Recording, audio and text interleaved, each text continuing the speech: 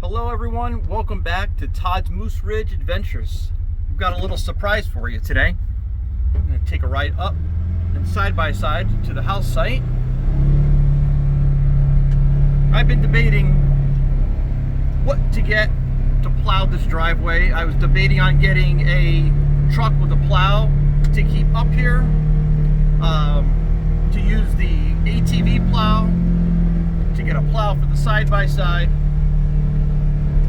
Wasn't really sure which way to go, but we did make a decision. We'll show you in just a second.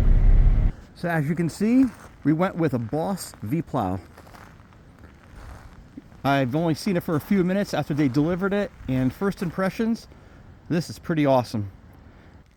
I was gonna go with a truck and plow. Let me get out of the sun. I was gonna go with a truck and plow to keep at the property, but then that's a whole nother vehicle to insure, register, keep charged. We've already got enough things that we have to keep fueled up and keep the fuel fresh. So this was the best way to go.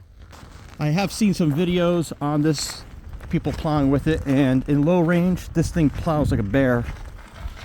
I don't see any problem with what we have to do around here. The front end dips about 2 inches when it's fully raised. I am going to put spring spacers in. It's actually not bad, but if we can keep the front end a little higher, that would be great. According to Boss, the manual says the blade weighs 400 pounds. So I don't know if they mean the blade itself or the blade and the attachment on the side-by-side. But anyway, 400 pounds. You should see when this thing hits the ground. Actually, you know what? Here, let's see. I'll show you right now. Start her up. Hold on one second. Okay, I'll show you.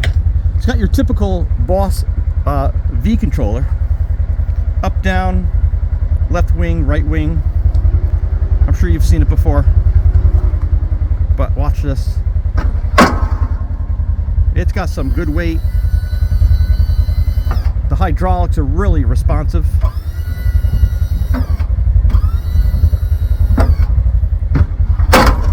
It drops. It's got some good weight to it.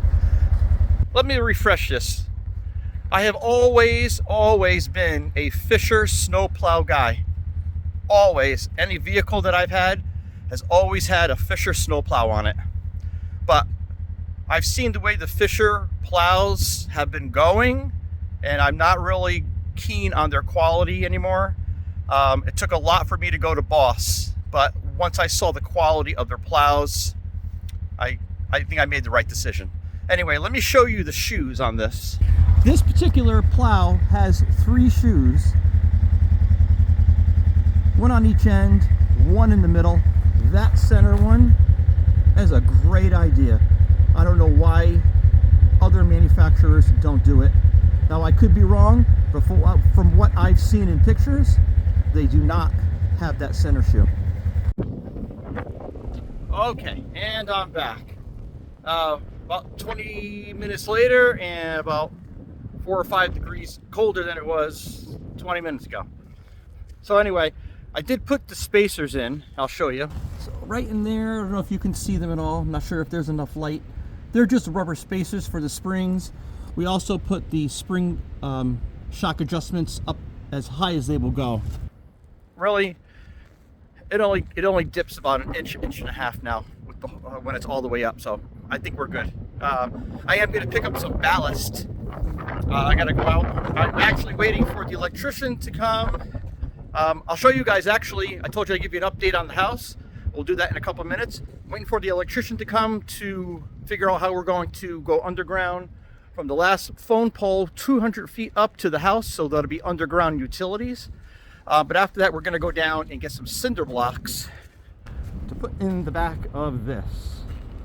And I'm thinking 8 would do it. That'll give me plenty of ballast. And she ought to plow pretty good. That'll be in a future video once we start getting some snow. So things have changed just a bit, as you can see from behind me here. The last time I did a video for you guys, we were getting ready to frame. And right now, let me switch the camera around.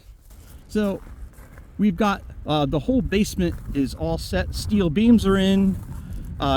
joists are in, flooring is done, and we double tarped it right now for the winter. This is the bulkhead going into the basement. That's all covered up, so I really can't show you guys that. But shocker, framer called me and said, instead of the spring, I think we have time to actually frame your house next month, which is December. So weather permitting, December and January, I don't know how long it's going to take them, but we should have a structure. I'm pretty excited about that. I have been waiting a long time to drive up that driveway and to see a structure to look at other than a hole in the ground. This is going to be pretty cool, guys. We've been waiting quite a few years for this to happen, and it's finally happening. I'll show you guys another angle of the first floor. Everyone has a different terminology they use. The first floor, capping the foundation. We'll call it capping the foundation. So here we go here. This is the foundation capped of the house. It is 28 feet wide, 53 feet long.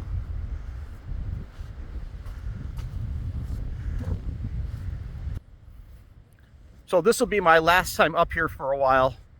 I'm actually here to take that John Deere 1025R home. We need it there. Need some trenches that have to be dug. And in the spring, we've got to fill up a few new raised garden beds. So we'll be using the loader bucket for that.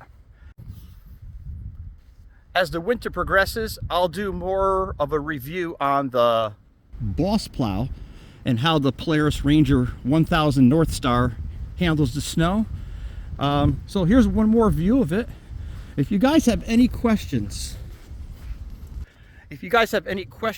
about any of the equipment that we have, or questions on the plow, if I can answer them, I will. So leave a comment down below and I'll see if I can answer your questions. If I can't find the answer, if I don't have the answer, I'll find it for you. And I think that's going to do it for right about now. We may add on to this video as the day goes on, but I'm only up here for a day or two, and that's going to do it for a little bit. All right, guys, take care.